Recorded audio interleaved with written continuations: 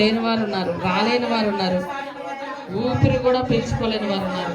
డెంగ్యూలతో, టైఫాయిడ్లతో వైద్యమైన మరణ పడకల మీద ఏ క్షణం ఏం జరుగుతుందో తెలియని స్థితిలో ఎంతమంది వెళ్ళిపోతున్నారు. ప్రభాని మనకు ఆరోగ్యం ఇచ్చారు, ఆయుష్ ఇచ్చారు. అయా నా ప్రయాణాల్లో కూడా ప్రభావం చూడండి. అయా రెండవసారి మళ్ళా నేను స్తుతించడానికి నాకు ఇచ్చిన గొప్ప భాగ్యాన్ని బట్టి చూడగా మా మధ్య కదలాడువాడా, మా మధ్య సంచరించేవాడా, ఏసయ్యాని కొందనాలు ఆయన. అయా అయా అయా ఎంతగానో మేము చేస్తామయ్యా, మీరు ఎక్కువ చాటలు దాస్తున్నావయ్యా. అయా తండ్రి ఈ భయంకరమైన మానవ ప్రపంచంలో ఉన్నాం అయ్యా. ఏ కీడు మా దగ్గర రాకుండా రెక్కల చాటలు దాస్తున్నాం నాయన. అయా స్తోత్రాలు చెల్లిస్తున్నామయ్యా. ఏమి ఇవ్వగలమయ్యా నాయన.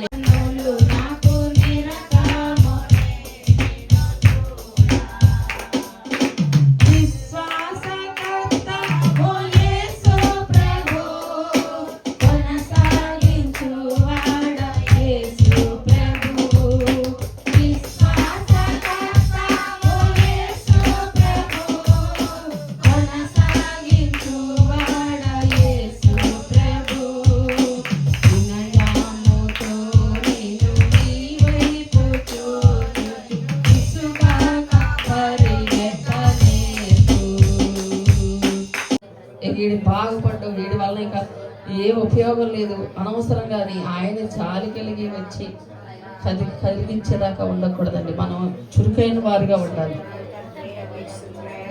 ఈరోజు చాలా మంది ఎవరు సపోర్ట్ లేదని ఎంతసేపు ఇదే అలా ఉండద్దు. మనం ఎవరు సపోర్ట్ అవసరం, పరమ తల్లి సపోర్ట్ మనకు ఉండేది. బలపరిచి సహాయం ప్రార్థన శక్తులు నిలబెట్టి సహాయం బలపరిచి చేసినటువంటి పనులు సాగ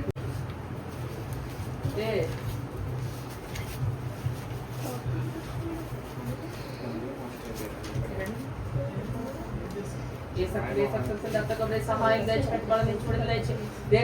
బలపరిచి సహాయం శ్వాస ప్రార్థన శక్తి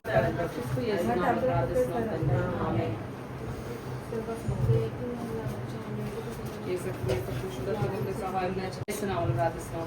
సహాయం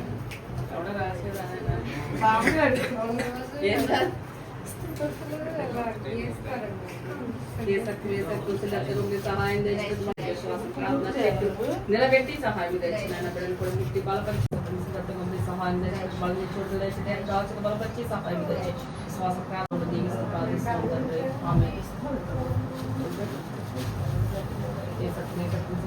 సహాయం నిలబెట్టి సహాయం తెచ్చి బలపరిచిన చదువులో జ్ఞానంలో వర్ధలు చేసి తండ్రి నాయన నిలబెట్టిన మొక్కను బలపరచండి. మంచి ఆరోగ్యాన్ని ఇచ్చుకున్నాము నాయన తండ్రి. చదువులో మరి